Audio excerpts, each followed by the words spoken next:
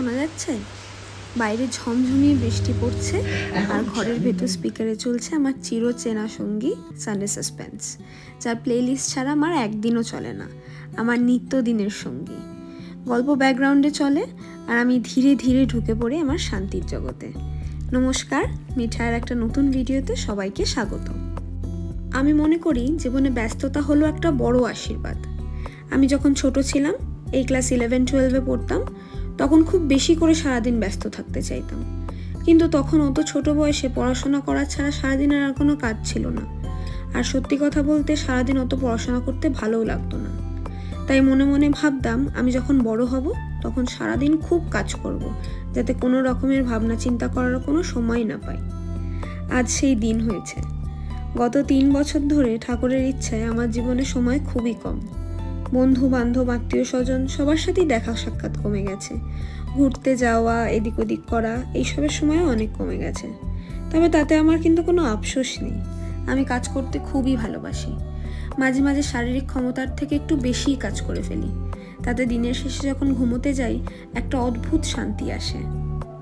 অনেকে ভাবতে পারেন, এমন হয় নাকি সবসময় কাজ করতে কারোর ভালো লাগে? কখনোই কি খারাপ লাগে না? সত্যি বলি, খারাপ কখনোই লাগে না, কিন্তু সবসময় যে ভালো লাগে তা না। ইচ্ছে সবসময় করে না। কখনো কখনো মনে হয় কিচ্ছু না করে সারা দিন শুধু শুয়ে থাকি। অর্ডার থাকলেও খুব কষ্ট করে উঠে মনের ইচ্ছের বিরুদ্ধে গিয়ে সেই কাজটা করতে হয়। আর মনের ইচ্ছের বিরুদ্ধে গিয়ে কোনো কাজ করা যে কতটা কঠিন সেটা তোমরা সবাই জানি। আজকের কেকটাও কিন্তু অমনই একটা দিনে করা, যেদিন আমার কিচ্ছু করতে ইচ্ছে করছিল না। সারা দিন সময় নষ্ট করে শুয়ে বসে থেকে ফোন ঘেঁটে দিনের শেষে যখন বাইরে প্রচণ্ড বৃষ্টি হচ্ছে তখন আমি আমার কাজ শুরু করতে এসেছি। ইচ্ছে না করলেই কি হবে? কাজ না করলে কি হয়? আমি কথা দিয়েছি, অ্যাডভান্স নিয়েছি, কারোর সেলিব্রেশন আমার উপর ডিপেন্ড করে বসে আছে। করতে তো হবেই, তাই না? আমি অনেককে বলতে শুনি বা অনেকে পার্সোনালি এসেও আমায় বলেছেন, কি রে, ব্যবসায় আর কি, নিজেই তো নিজের মালিক, ভালো না লাগলে কাজ না করলেই হয়। কিন্তু তা হয় না, জানেন।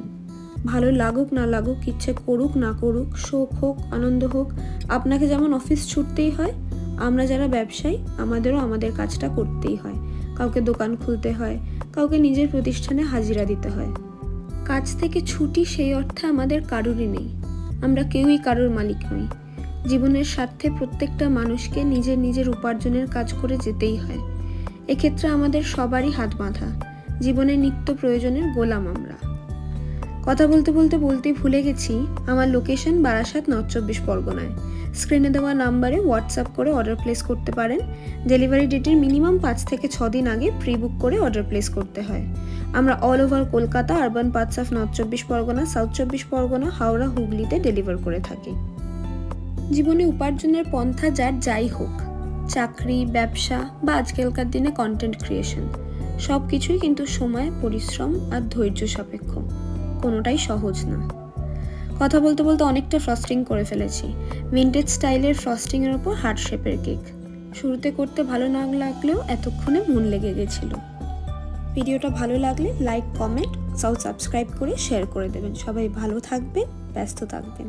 Thank you.